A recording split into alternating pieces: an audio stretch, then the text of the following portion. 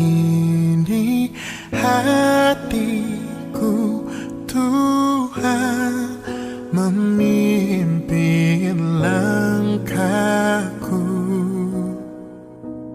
di tiap saat dan kerja, tetap ku rasa tangannya.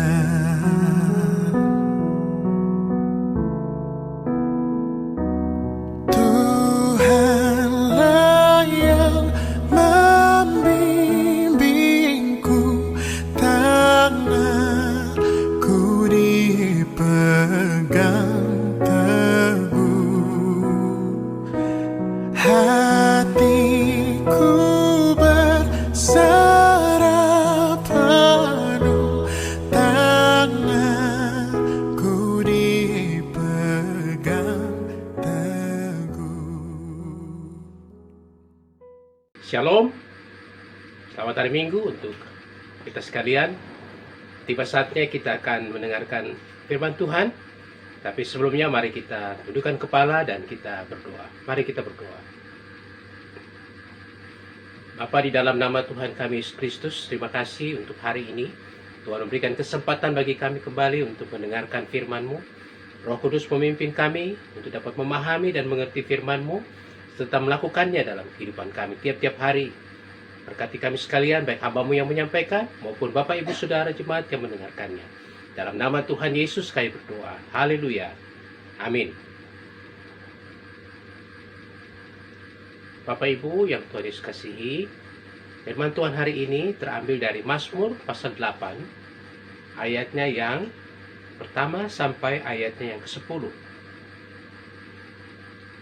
Tapi kita akan membaca ayat yang ke-10 atau ayat yang terakhir. Demikian firman Tuhan. Ya Tuhan, Tuhan kami, betapa mulianya nama-Mu di seluruh bumi. Bapak Ibu, Saudara yang dikasihi Tuhan, tema kita hari ini, di balik setiap keadaan.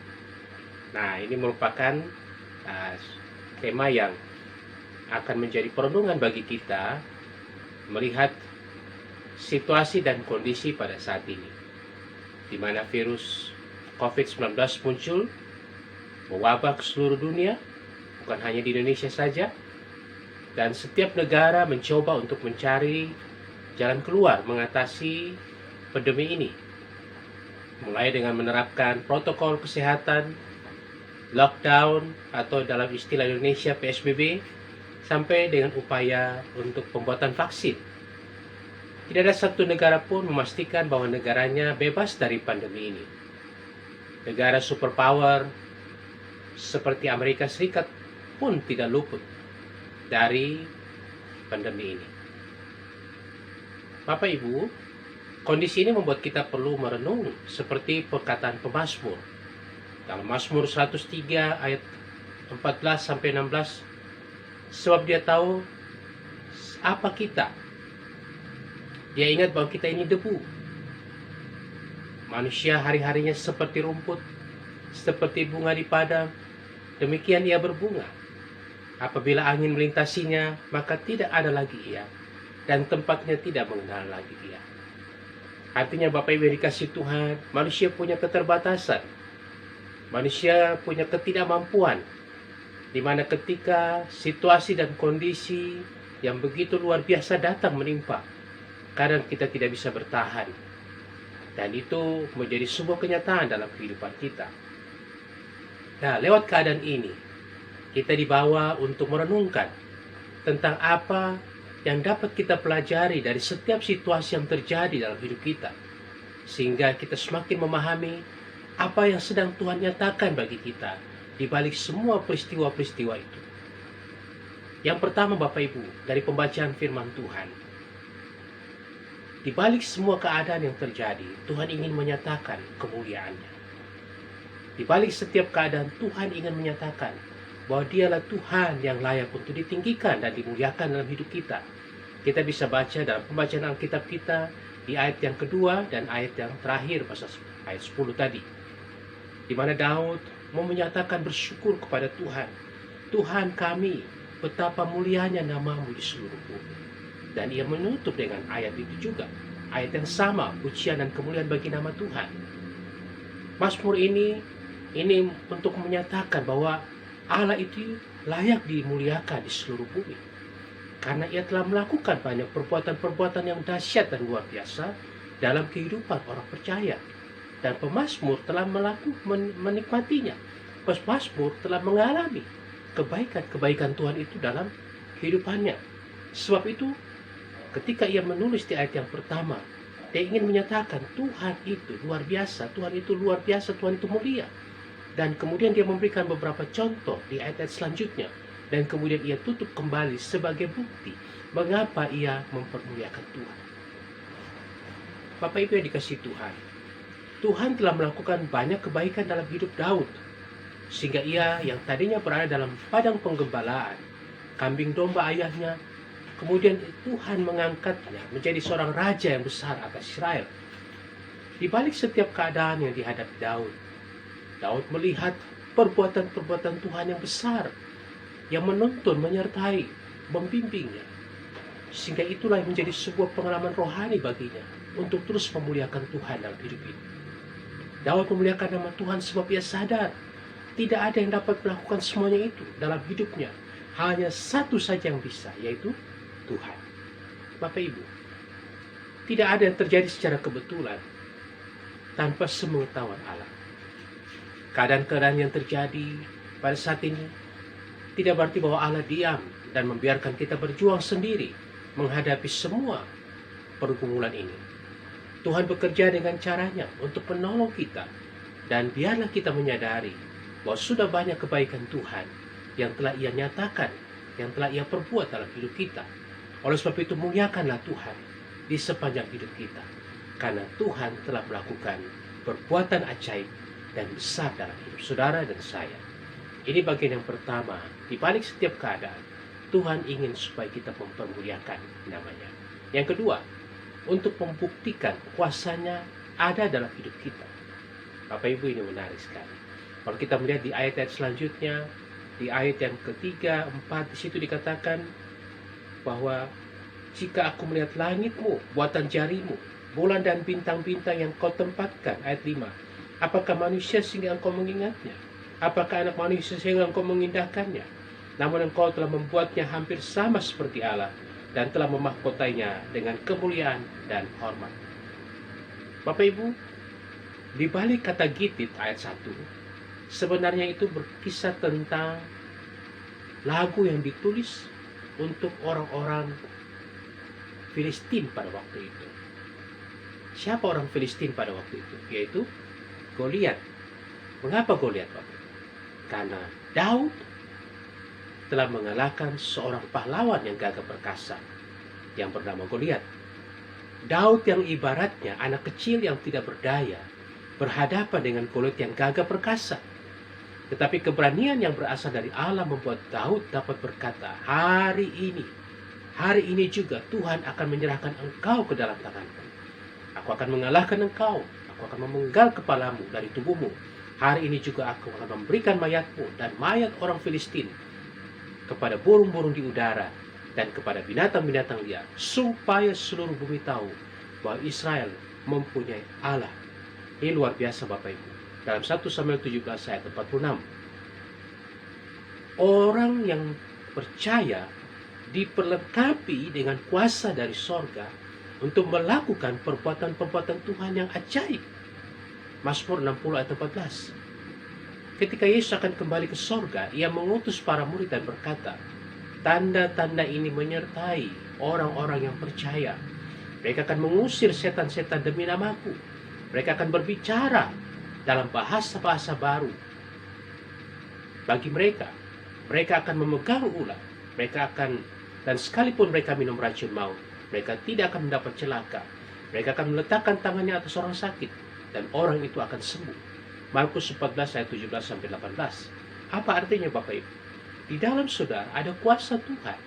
Kuasa Tuhan yang memberikan saudara kemampuan untuk dapat melakukan hal-hal yang besar, hal-hal yang luar biasa dalam hidup. Baik untuk hidup saudara maupun hidup orang lain. di dalam saudara dan saya. Ketika kita percaya, Dia akan memberikan kuasa, bukan untuk kita pamerkan, bukan untuk menunjukkan kehebatan kita, bukan untuk membuat kita menjadi sama seperti Tuhan, dan kemudian kita minta disembah dan dipuji. Bukan. Tetapi untuk bertahan menghadapi tantangan hidup, dan tetap setia untuk melayani pekerjaan Tuhan, melayani Dia dalam seluruh kehidupan kita. Kita tidak akan sanggup untuk menyembuhkan orang yang lumpuh, orang sakit, orang yang kerasukan setan, menolong orang dalam persoalan. Tetapi pada saat kita meminta dalam nama Yesus, selalu ada mujizat, selalu ada pertolongan, selalu ada pemulihan, baik untuk diri saudara maupun juga untuk diri orang lain. Ini merupakan anugerah Tuhan yang besar dalam hidup kita. Dengan demikian, Bapak Ibu, di balik setiap keadaan yang kita hadapi, dari pembacaan firman Tuhan ini, yang dikehendaki Tuhan bagi kita adalah menjadi umat yang memuji dan menyembah Dia. Kita memuji menyembah Tuhan karena kita telah menikmati segala kebaikan Tuhan dalam hidup kita, dan karena Tuhan telah memberikan kita kuasa untuk dapat bertahan dan dapat menjadi alat kemuliaan bagi namanya. Saat ini dunia sedang terpuruk, bahkan di ambang resesi. Apakah dampak ini terasa sampai dalam usaha pekerjaan saudara, di dalam keluarga saudara, atau bahkan dalam kehidupan iman saudara? Mari kita bangkit, mari kita kuatkan kembali, mari kita tetap berjalan maju. Kita harus melangkah, karena di balik setiap keadaan ada kuasa Tuhan bekerja untuk membuktikan bahwa Dialah Tuhan, dan ini akan menjadi cara Tuhan untuk mendidik kita, mendidik anak-anaknya, supaya kita tetap kuat, supaya kita mampu bertahan, supaya kita tidak dikalahkan oleh apapun keadaan dalam hidup ini. Dan kita selalu melihat, menyadari, di balik setiap keadaan ada kuasa Tuhan yang bekerja, ada campur tangan Tuhan yang tidak pernah berhenti untuk menolong saudara dan saya melewati semuanya, dan menyaksikan tepat pada waktunya pertolongan Tuhan akan dinyatakan dalam hidup orang percaya, sehingga kita akan berkata seperti Daud. Kita akan berkata di ayat yang 10, "Ya Tuhan, Tuhan kami, betapa mulianya nama-Mu di seluruh bumi." Tuhan Yesus memberkati kita sekalian. Amin. Mari kita berdoa. Bapa, terima kasih untuk firman-Mu. Biarlah Roh Kudus memimpin kami, supaya kami tetap kuat untuk terus menjadi penyembah, pemuji Engkau, sebab kami telah merasakan betapa baiknya Tuhan dalam hidup kami. Ada banyak pengalaman-pengalaman di sekitar hidup kami, membuktikan bahwa bukan oleh karena kuat dan gagahnya kami, tapi oleh karena pertolongan dan campur tangan Tuhan dalam hidup kami. Dialah Tuhan yang layak untuk kami muliakan dalam hidup ini. Dialah Tuhan yang telah memberikan kami kekuatan untuk mampu bertahan, bahkan mampu untuk menjadi berkat bagi sesama kami. Ini doa dan kerinduan kami Tuhan lewat firman-Mu. Menyerahkan hidup kami Tuhan, memberkati sepanjang minggu yang ada di depan. Kau berkati seluruh jemaat-Mu, berkati mereka dengan semua pergumulan. Biarlah iman mereka tetap teguh di tengah-tengah situasi yang ada.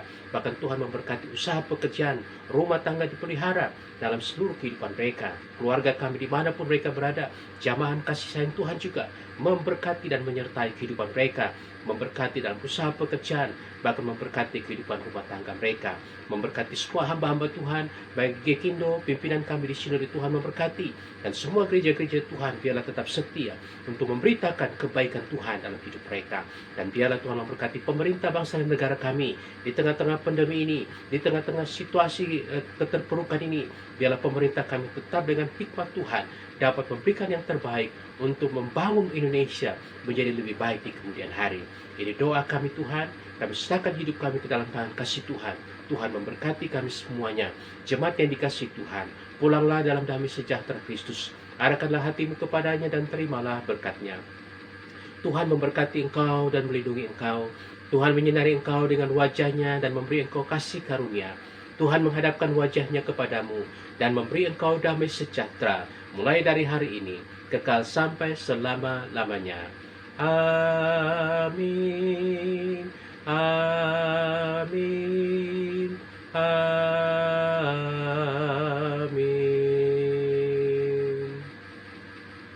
Amin. Tuhan Yesus memberkati. Selamat hari Minggu. Shalom.